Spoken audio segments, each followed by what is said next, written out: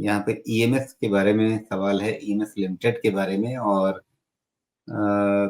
इन्होंने और भी नाम लिखे हैं, लेकिन द्विवेदी जी का सवाल है।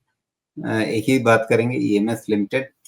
इस पर बताइए सोमेश, क्या नजरिया बन रहा है? अभी तक तो ठीक है राजेश जी, कोई दिक्कत नहीं है। ईएमएस लिमिटेड वैसे मेरे ख्याल से वैल्यूएशंस तो इसके बहुत रिच हो चुके होंगे।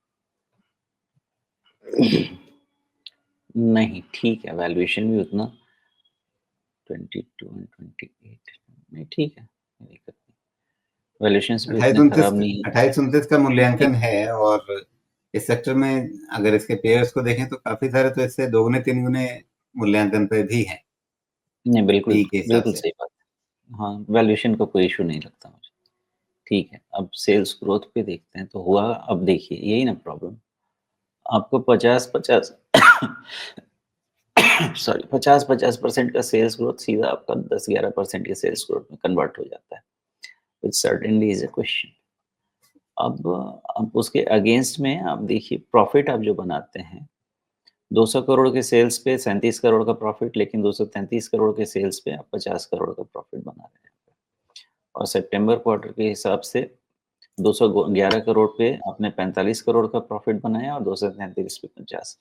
तो बहुत ज़्यादा यहाँ कोई इम्प्रूवमेंट अब नहीं दिख रही है, इसलिए वैल्यूएशन प्रीमियम ठीक है, लेकिन वैसा कोई बहुत ल्यूक्रेटिव भी नहीं है, मेरे हिसाब से ईएमएस का।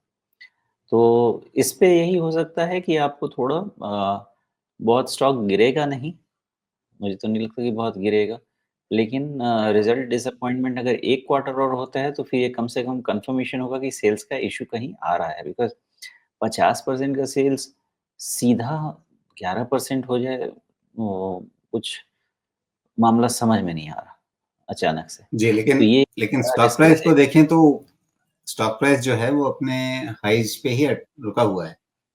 हाँ, ऑल लेकिन टाइम ये हाई। होप क्या है ना कि 2 क्वार्टर से ज़्यादा होप पे नहीं चलेगा। अभी तक तो कोई इश्यू नहीं है, और किसी वही कह रहा हूँ कि नेगेटिव कह तो नहीं सकते हम इस चीज़ को। और इसलिए आपको ना अर्ली वार्निंग सिग्नल का आपको वेट करना है, मतलब ट्रैक करना होगा कि कोई ईडब्ल्यूएस है क्या? और वो अर्ली वार्निंग सिग्नल है 800। उसके नीचे क्लोज़ होगा तो वो वार्निंग आपको देगा कि market is not liking the numbers. उसके पहले आपको इसमें बहुत इंडिकेशन नहीं मिलेगा। ये पक्का है कि स्टॉक का वैल्यूएशन महँगा है गिवन द लास्ट क्वार्टर का जो ग्रोथ आया है। पनिश नहीं किया गया है इसको उतना ज़्यादा, लेकिन अगर ऐसा कंटिन्यू होगा तो पनिशमेंट तो मिलेगी। जी। क्या ये भी संभव है कि एक रेक्टेंगुलर पैटर्न फँस जाए, क्योंकि नीचे आपके पास एक अच्छा बेस तो बना है, लेकिन उसके बाद फिर आप ऊपर देखें तो क्या ये एक रेजिस्टेंस ज़ोन बन सकता है? ये ट्रेंड चैनल वो या तो रेक्टेंगुलर, आप जो भी समझना चाहें। वो तो है ही, रेजिस्टेंस है, लेकिन ये सपोर्ट वाला जो इश्यू है ना, वो थोड़ा-सा क्वेश्चनेबल है। क्यों क्वेश्चनेबल है? बिकॉज़ आपका मेन सपोर्ट 800 के पास है। 800 का सपोर्ट जाएगा ना, तो आप मोस्ट लाइकली मान के चलें कि 200 डीएमए की टेस्टिंग हो सकती है, और 200 डीएमए है 650 के पास, एंड देयरफॉर ये नीचे वाला सपोर्ट लगेगा कि काम कर रहा है, लेकिन इवेंचुअली काम नहीं करेगा। जी। मतलब 800 अगर गया तो फिर उससे ज़्यादा और भी नुकसान हो जाएगा।